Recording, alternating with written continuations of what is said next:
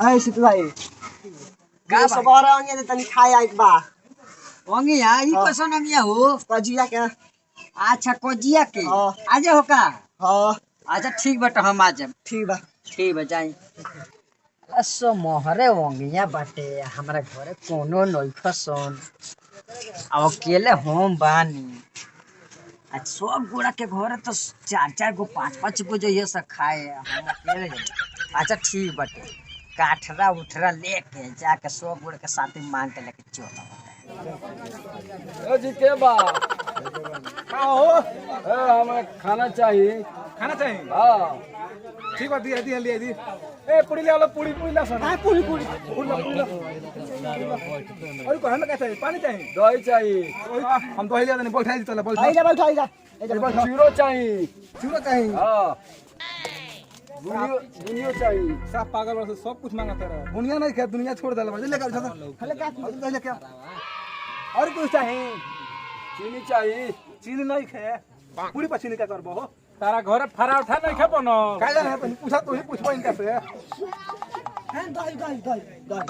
दही दही ला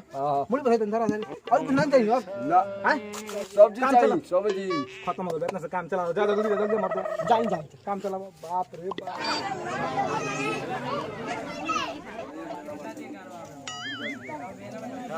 बाप रे बाप केतना लोग खाता चल तनी हमू ले ले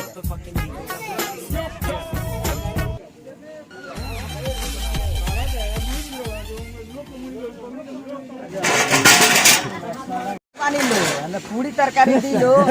चला होने बैठ दिया जाता चला बैठ आज ना साइड में रह के बा हां होने बैठा चल होने बैठा होने कर चलावा ठीक बा नहीं चल तनी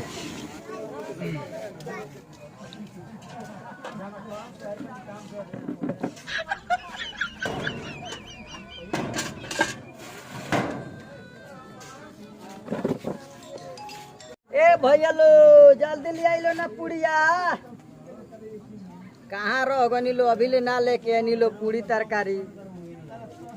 का हाला कइले बाड़ो अरे मारा तनी जल्दी पूरी तरकारी बुनिया सब्जी दही चूड़ा ले आइलो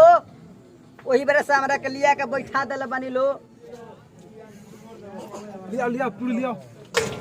खाली पूड़िया बटे हां आ दही चूड़ा बुनिया तरकारी का भई आई तो खत्म हो गई बा खत्म हो गई हां ए महाराज हम पूड़ी लेके का करे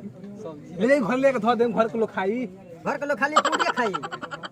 ना ले जाए पूरी ओंगे का खेती देले बानी लो रोलो खाली पूड़िया बाटे आ सब्जी नहीं छे सब्जी होई सब्जी होई अरे तो मंगाई जल्दी मंगाई सब्जी लिया बैठो महाराज रो महाराज वो तो खिसियाई तनी एगो तो पागल है लखा जी हमनी के परेशान कर लोग बड़का पागल तो रोवा लागत नहीं हमनी के खिसियाई ना जल्दी मंगा दे रो बैठिया ले जा तो देखो जल्दी मंगाई वही बार से आके हम बैठल बानी महाराज हल का दे बनी सब्जी बोलते रहे नहीं महाराज रुआ बाल्टी ले जाई हल ले बाल्टी ले जाए ए महाराज जी बाल्टी छोट बटे छोट बा तो घर के बा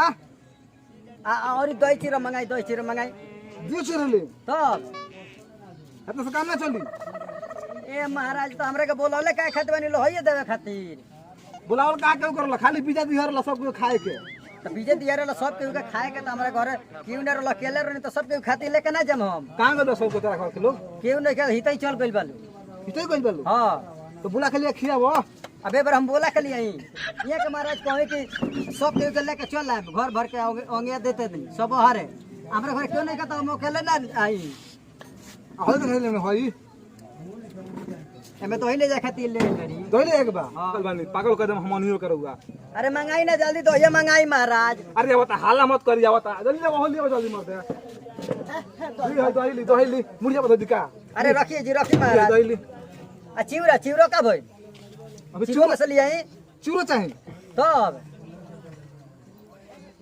बड़का पागल लइका लागत हमरा साफ क्रिएट बा हैं साफ क्रिएट बा देख बन अब गिरे के बनी ओंगियो देने तो ना कोनी हो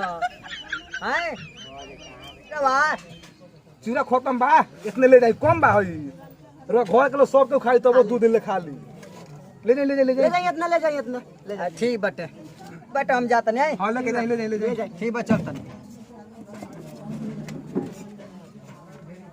साफ पागल जमाना आइ रहलै साफ एकदम चार गए तो साफ बिलवा के चल दियो साफ साफ दुइयो को भइबो का दुइयो को में हालत पंचर हो पंचर हो हैं?